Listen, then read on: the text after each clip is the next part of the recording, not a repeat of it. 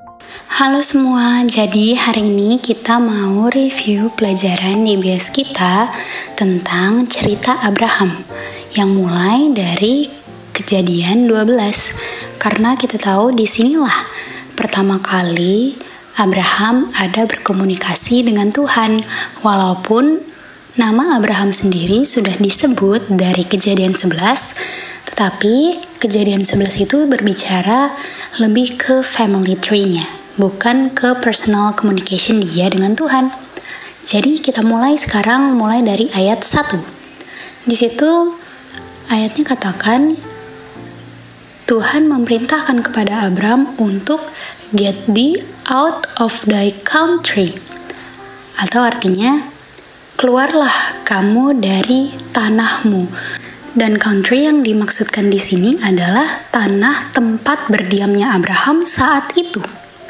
Jadi, premis daripada cerita ini adalah Tuhan mau Abraham berada di tanah tertentu. Dan ayatnya bilang, unto a land that I will show thee. Ke tanah yang Tuhan akan tunjukkan kepada Abraham. Jadi Abraham pun gak tahu dia disuruh keluar ke tanah yang mana. Jadi yang mau ditekankan di sini adalah cerita Abraham basically berdasarkan premis bahwa Abraham berada di tanah di mana Tuhan mau dia di situ. Dan semua cerita Abraham tujuannya untuk itu.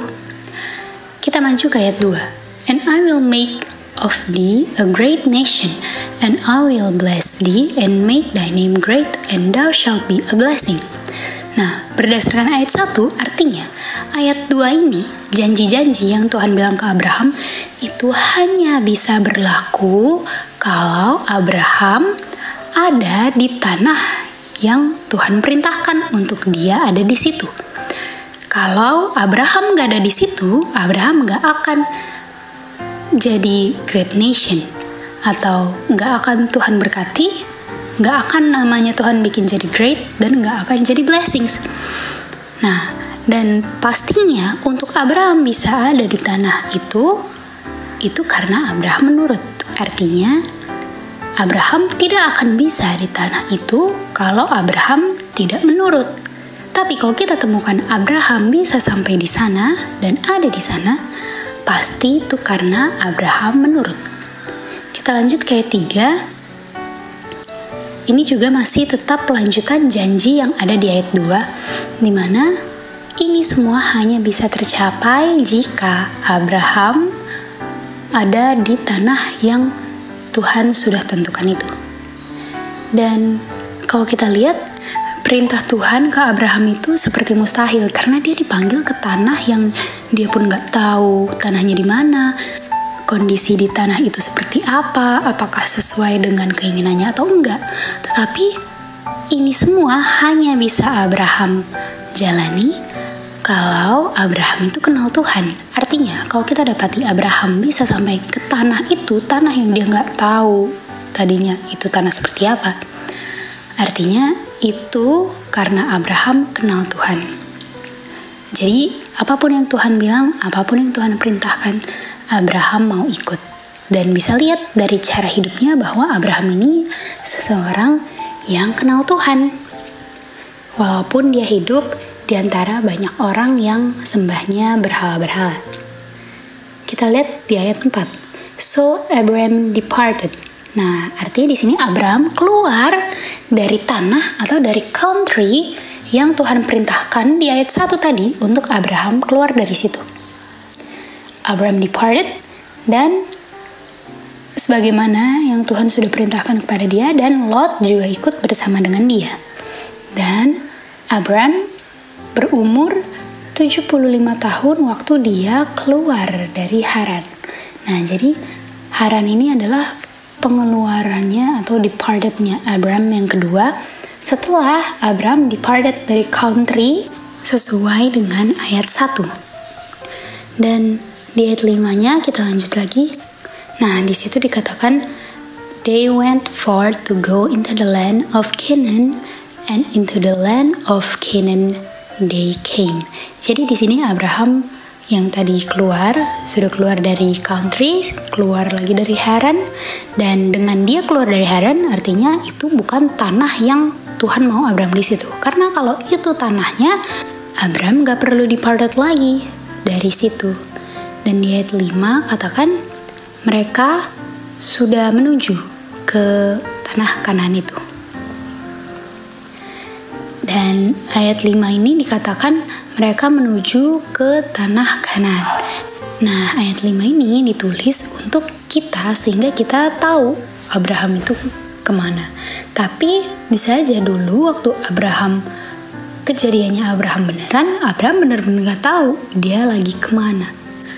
Ayat 6 dikatakan Abraham passed through the land unto the place of Sichem and to the plain of Moreh, and the Canaanite was then in the land. Jadi di sini Abraham sudah sampai di tanah Kanaan. Dan di ayat 7 dikatakan, Tuhan bilang ke Abraham, kepada keturunanmu lah aku akan memberikan tanah ini. Nah, artinya dengan Tuhan bilang this land, berarti Abraham udah sampai kan di tanahnya.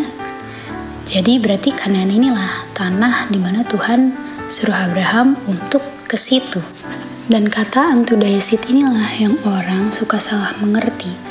Bahwa mereka bilang unto thy seed ini buktinya Abraham tidak terima tanahnya karena tanahnya itu untuk keturunannya. Nah, dan jawaban kita untuk argumen-argumen seperti itu adalah kita perlu baca seluruh ceritanya sampai habis. Jangan ceritanya belum selesai tapi sudah ambil kesimpulan. Dan di ayat 7 itu katakan Abraham membangun altar untuk Tuhan. Dan kita tahu altar itu gunanya untuk worship God. Jadi dimanapun Abraham berada, dia worship God. Di ayat 8 di situ juga dikatakan there he built an altar unto the Lord and called upon the name of the Lord. Kita maju ke ayat 10. Dikatakan dan di situ ada famine, ada kelaparan sehingga Abraham pergi ke Mesir.